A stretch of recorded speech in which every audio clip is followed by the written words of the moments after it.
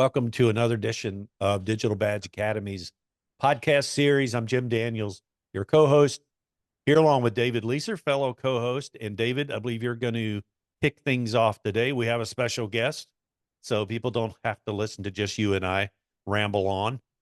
We get to experience some really interesting insights from our special guest. So I'll let you kick things off and get us introduced. Yeah, so we have Sandra Loughlin from EPAM on today. And Sandra, I've been following you on LinkedIn for some time, and I've been so impressed with how you're pushing the boundaries on skills first and on skills-based talent transformation. Is it is such an important thing in the labor market today. And so just eager to capture your ideas and thoughts and also recommendations on what you're doing. But let's start out. Maybe you can tell us a little bit about your company and what you do. Well, thanks, Jim and David, for letting me hang out with you guys today. So yes, Dr. Sandra Loughlin. I work for a company called EPAM Systems. We are like a $6 billion digital platform engineering firm, which means that we make a business being professional services, creating incredible technology infrastructure for other organizations. So if you kind of like look on your phone and pull up some of your most used apps or things that you interact with on a daily basis, these are the kinds of things that EPAM builds for other organizations. So they're not our products, but we are product focused. We're about 30 years old, US headquartered, around 60,000 people in like 55 countries. So we're like a very large global organization. And yes, we've been on the skills journey since the beginning of EPAM, so about 30 years now, and have learned a lot along the way. And it's been kind of really fun in the past few months to share some of our learnings and experiences with the field.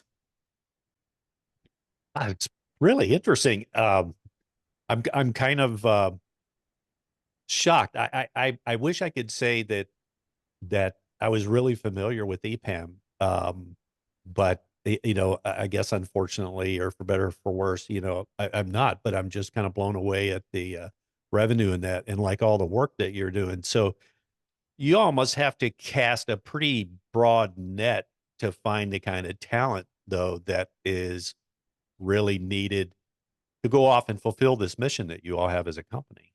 Yes. Well, first of all, don't be surprised that you haven't heard of EPAM. No one's ever heard of EPAM. Like, don't Okay. worry.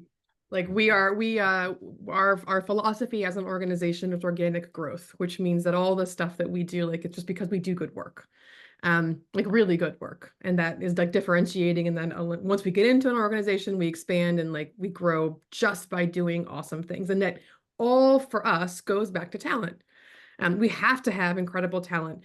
And I actually have a number of a lot of efforts globally, of course, to continually bring in new people, especially as we're expanding geographically.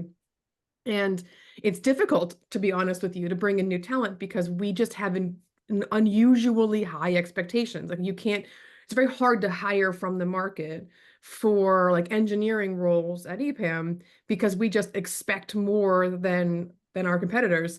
And so, like something like 99 or 98% of the junior talent that we hire globally has to come through our own feeder pipelines where we have all of these like co-curricular programs that we offer and our, through our gig workforce and university partnerships and boot camps to bring in talent because it's so hard for us to get it.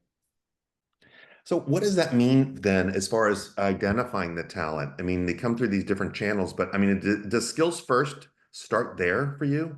100%, yes. So we have done skills-based hiring in various like levels of sophistication like forever.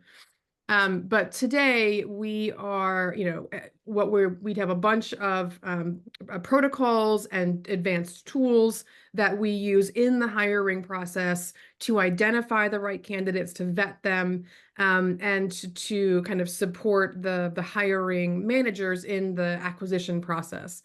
So again, this entails everything from AI that looks at all of the publicly available data on any individual to build a kind of rudimentary and preliminary and inferred skills profile. Then we do a bunch of certifications, or we pull in certifications as part of that process. And then we also have like task-based, performance-based things that people have to do, right, to show that they can do the actual work. And that's a huge source of data for us. And then last but not least is an analysis. So, when you have an interview protocol happening, more recently, we've put Gen AI as an interview co-pilot, where it's reading the transcript and analyzing the language, and it's actually extracting and suggesting skills of the individual, the interviewee, along with proficiency levels. And the interviewer has to verify that, and like it feeds back data to the system. But yeah, it's a very involved, evidence-based, skills-first hiring process that we deploy globally, across like many, many roles in the organization. So, it's interesting, David and I recently, in fact, I think it was one of our more recent podcasts, we were talking about the topic was around where individuals are getting their training from. And one of the things that kind of surfaced in that discussion was this sort of trend toward some companies moving to the mindset of, we're not going to really be a developer of talent. We're just going to be a consumer of talent. But that's not at all Good luck. what you are doing. In fact, you all are clearly developing talent, validating talent, and consuming talent. We all, all companies consume talent, obviously. But so yeah, that's it sounds like you all are doubling down on just the opposite of some of the trends that we've seen that are moving in other directions, almost, where companies are pulling back on investment in training and education and talent development. I would love to meet the CHRO of one of those companies and be like, tell me your strategy, because I can't imagine that's not Right. going to work. I mean, first of all, like, let me step back. So from a learning perspective, I think, to be very honest, every company has talked about training people and developing people and investing in people. Like, everyone's has always said that. And to a degree, right, it's always been true. But because, you would have like learning content and you would have programs, the issue is that people just didn't learn, like most people didn't consume any of that stuff, right? And if they did, there was really no indicator of whether or not they had learned it sufficiently. So it was more like a culture of training access. We have access to information. But creating a true learning culture where you're really investing in people and that the investment's paying off because you're seeing delta in, performance, that I have rarely seen. And that's because, frankly, you didn't need to. Like, you could, if you had skills gaps, and everyone's always had them, in general, you could either hire for them or outsource them, because they're just it was a known quantity and you didn't have it in your company.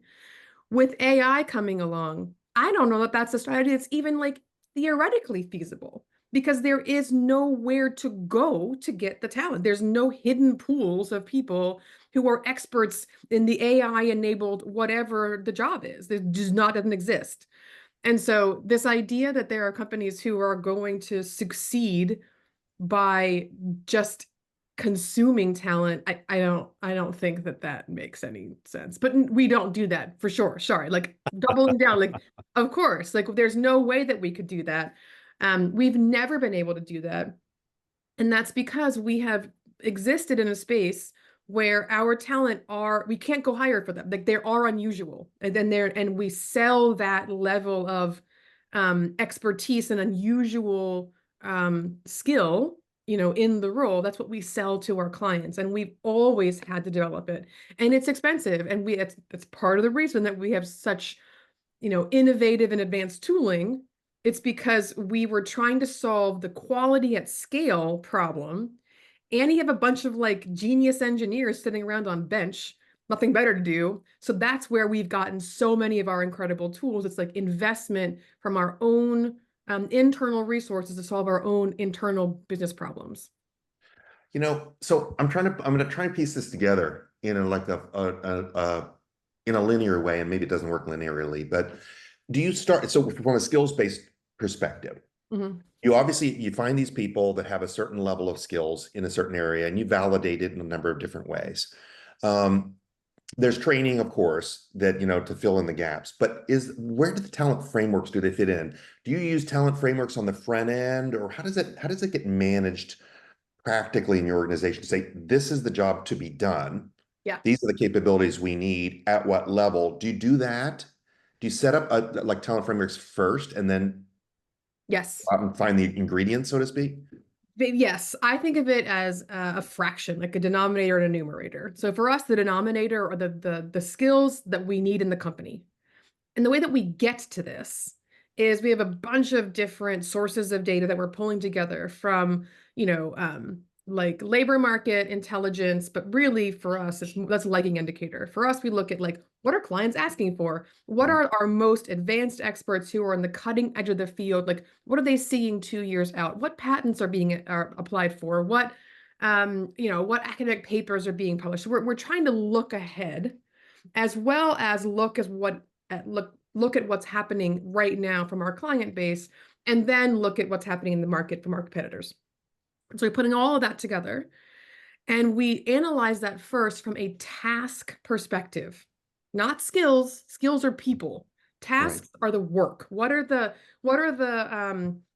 not quite atomic, but like what are the meaningful small chunks of work that need to get done?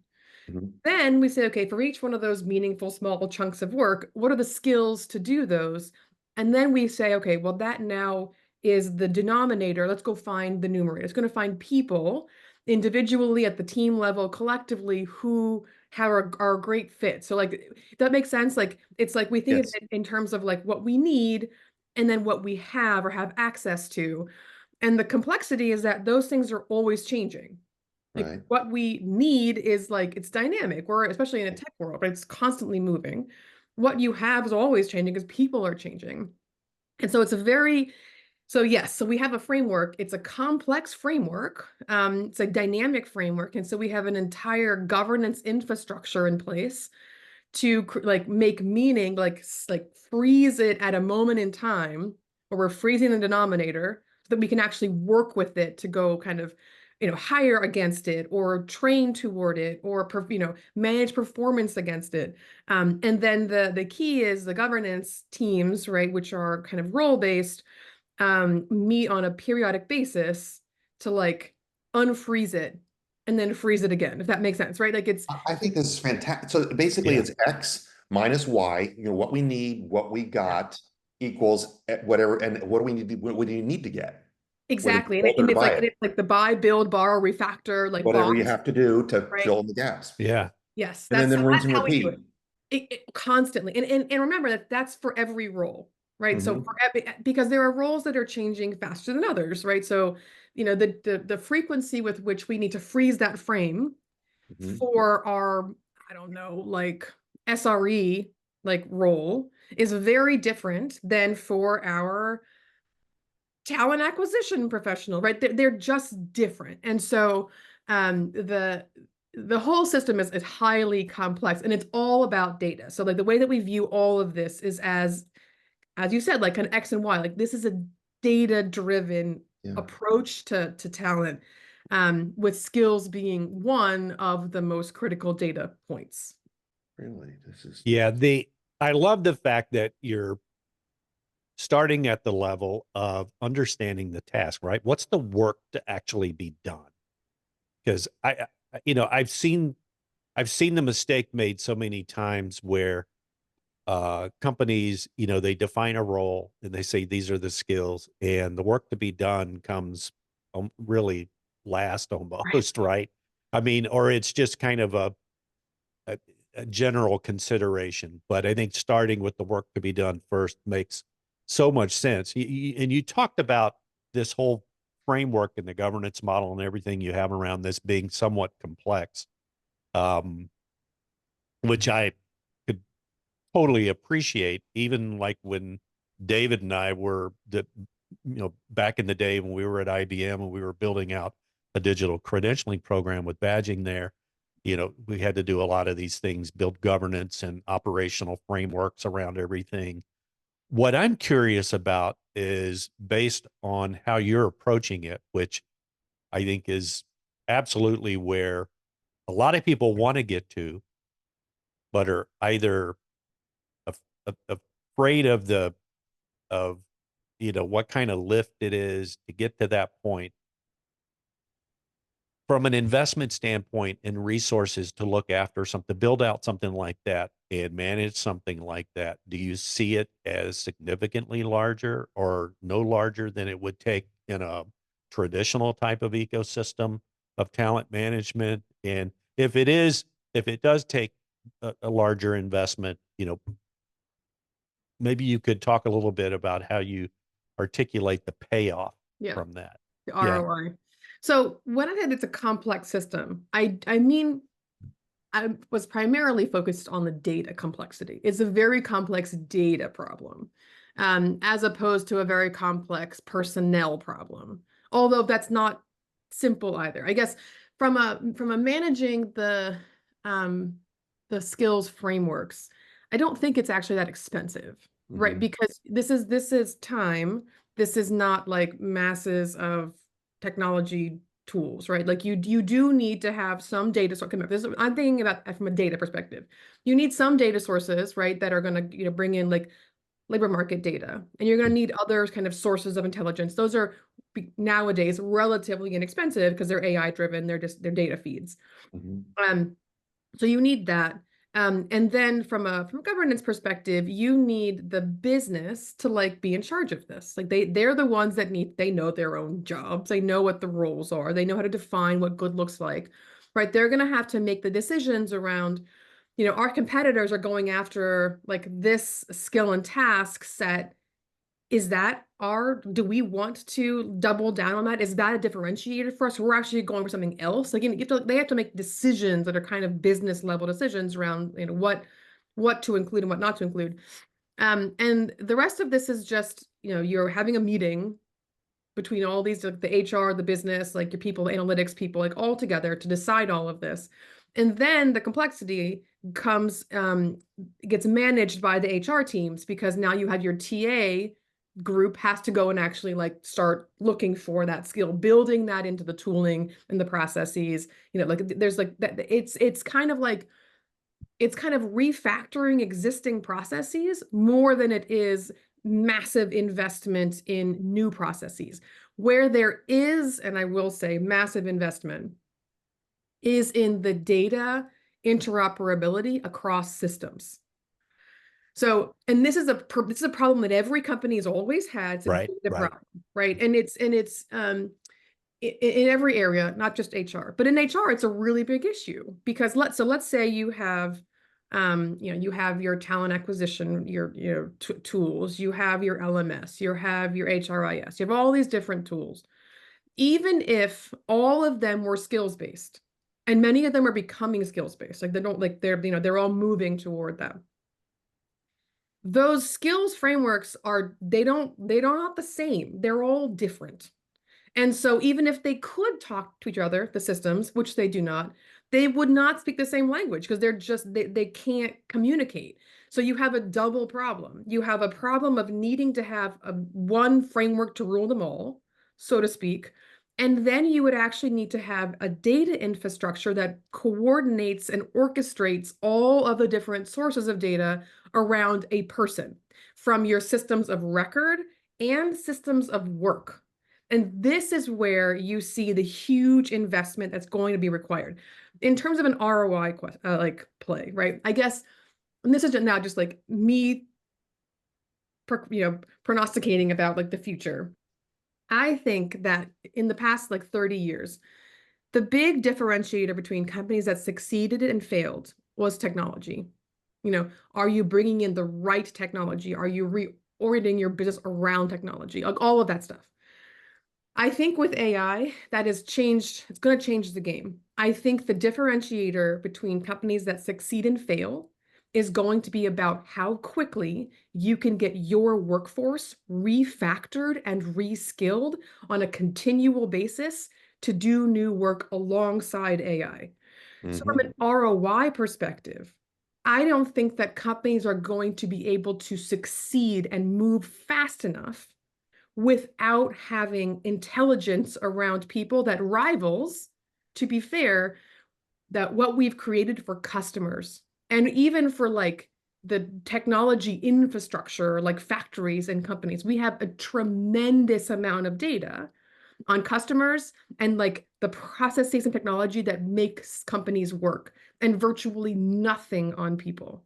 And I think that is what is going to be the most significant change in the next like 5 years. It's going to be a movement toward that. And so from my point of view, right, I would argue the ROI is there because this skills and all the data around people intelligence gives you what companies have never had before, which is true agility to realign your workforce to your business strategy on an ongoing basis so that you can respond quickly to competitors and new technology in your space. I think Well, that's really interesting because, most people would answer the question probably retention. I mean, that's really typically what people would say, well, I get to, I can promote people and I keep people. But really what you're saying is the ROI has to be around agility. How quickly can we solve the customer's problems and make sure that we stay out in front of our competition? And you mentioned the one taxonomy to rule Yeah. them all. So basically, if you're I'm thinking this is how what you're saying is that each individual business unit or division or whatever they are in a company, comes up with, hey, this is what the competition's doing. This is what we need. These are the capabilities and these are the tasks and the skills we need in that thing. That's all rolled up. Now we have people that we have taken inventory that we say, do they have these or what are the gaps and all that stuff. But then you're saying it doesn't have to, but you're saying that if you roll that up to a master, then you really do have agility when you think about it. Because if you have this broad view of what the capabilities are for an organization in every different department, let's just use simply sales, marketing, and customer support and whatever. But we say, you know what? We have a person in customer support who has these 10 skills. We need somebody that's in tech sales and they need these extra 3 skills. You already have that information. And so your upskilling and your reskilling is not that, like you said, all the data work's been done. Yeah. The training and everything is pretty easy then, really. And moving people around is not that hard. Yeah, so a couple of things. So one is the taxonomy to rule them all is going to be at a business level, right? And because Okay. you can't have, which some companies are doing, they're having business units going and creating their own, but then Mhm. they're defining things differently. You need to have one language, right? Like But per one business unit, common. but not for the company. You can't boil the ocean on this thing, right? No, you cannot and you shouldn't. But when you're building, I wouldn't have like 3 different units building their own taxonomies independently. Right, right. Again, because they'll build like There's a templatized approach, so we have the same common language. We have to be all speaking the same language. exactly. Yeah. So it's like the Tower of Not the Babel, right? United We Nations don't here. have that. It's like Yeah. one language, right? Right. So yeah. So you have one framework to rule them all, meaning Yeah. that, and I meant that in particular because of all the different like skills enabled like HR tech solutions are Hmm. creating that complexity. Like you just need one, and Yeah. all of them have to conform. All the But equivalence then flows then they all through. right, they all get rationalized up Mhm. against Right. this one thing. And that taxonomy Mhm. is specific to you and your business because there are like some of the most important skills in any organization are the ones that are about your IP, your processes, your tools, the way that Right. you work, right? So it can't just be like, what are we getting from the market? It has to be curated and specialized and whatever to the Hmm. company. Anyway, but Right. I think the agility doesn't come from having that intelligence. It's you have to have the intelligence as a Right. foundation. Right. Agility comes from incentive alignment and decision making and getting people to close those gaps, right? So let's say you have the intelligence that you have Uh, like 10 skills of the right. 13 required, like you won't be agile at scale until you can get people to close those 3 gaps. Well, And that's really, yeah, of course you have all this data, but if you can't get to the finish line, yes. well, then you're not going to be out in front of the customer and ahead of everybody else. Correct. And that's where at the root of every, now I'm a learning scientist, so I come at this from a learning perspective, like Yeah. what's what I always care about, right? But to me, the success point for being skills-based is skills-based performance management. If you define what people have to do in their job to keep their job and grow in their career, it's aligned to the skills that you need for the business to have, and you are essentially managing to that. It's remarkable. People will learn stuff because it's like companies have always had this built-in, like very powerful motivator for employees to learn, and they've never used it. Right. They've just Or given, it's compliance, it's compulsory, and they and don't it's see like the crap. value, and why should I be doing Yes. this? Yes. Like, and so it's like if you can just think about a learning economy, you there's a push and pull economy, like, push Mhm. economy, you're pushing stuff out and you have more supply than demand. And so like no one takes it up. If you flip it to a pull economy where you actually create the need for people to learn, they'll ask for it. They will Yes. learn. It's like, it's remarkable how easy it is to get people to learn stuff if you just make very transparent what is expected, what they have, and then provide a support structure for them to get there. It's not actually hard. I mean, it's Very interesting. practical. And then they enjoy it too, because you're attracting them to it instead of pushing it on them. I mean, you're pushing it on them because they can't keep their job if they're not going Right. to. Of course. Of But course. right, but they're seeing value in it Mhm. because it's something that like Right. it's just it's inherent. And then at EPAM, like this, what we've been doing forever, it's just part of your like it's just learning is not a separate thing. It's just part of what you do. Mhm. And I will also say, Yeah. and to go like alongside that, right? Once you have this demand that you are creating from employees, that they demand learning, they Yeah. want good learning, and they want good learning that is like good from like a content perspective, from an alignment perspective, and then also from like an ease of use perspective.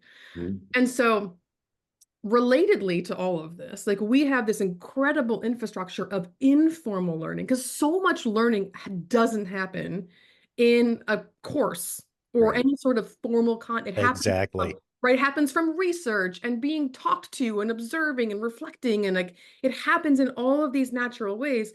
And so when we are requiring people to learn, we're requiring them to demonstrate their skills and knowledge. I don't care how they get there, right? Mhm. You can take courses. If you already know it, fantastic. We're focused on the outcome and then the mechanism or the path that would every individual takes to get there. Like, I don't care. We're going to provide high quality stuff for you in a variety of different ways to, to access information. And then it's up to you as the individual how you want to get to that end point, which I am constraining. So so something really stands out to me here. And if I could just kind of net this out and keep me honest, and this goes back to something you said earlier when you were talking about, how companies, make huge investments in technology to look after the client ecosystem and everything that surrounds that and to understand what's happening there and dig into the data. Same thing with business process and all those things. So really the differentiator in your all's case is you're taking that same sense of urgency in those two areas, applying it toward the intellectual capital that's wrapped up in your people Yep. and helping improve that and grow that and optimize it so that ultimately you can maximize the agility. Yeah, So exactly. I think that's fantastic. And that may be, there's a whole nother conversation. Unfortunately, we're going to run short on time, but maybe we can have you back and talk about just the whole change management aspect of this. And because clearly you have fantastic executive sponsorship, buy-in, all these things, which is hugely, hugely important. It's something that David and I just pound on constantly when we work with clients around things as simple as just standing up a digital credentialing, Yeah. initiative.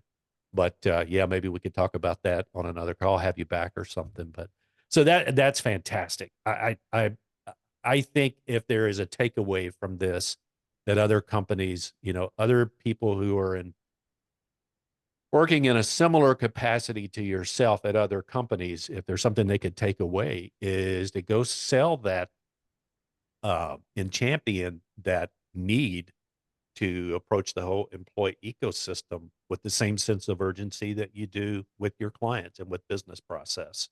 Yeah. That sounds like a great starting point. Yeah, and to me, the I don't know, like I don't have a traditional HR background. I come from academia. Actually, I was a professor prior to this is my first real job.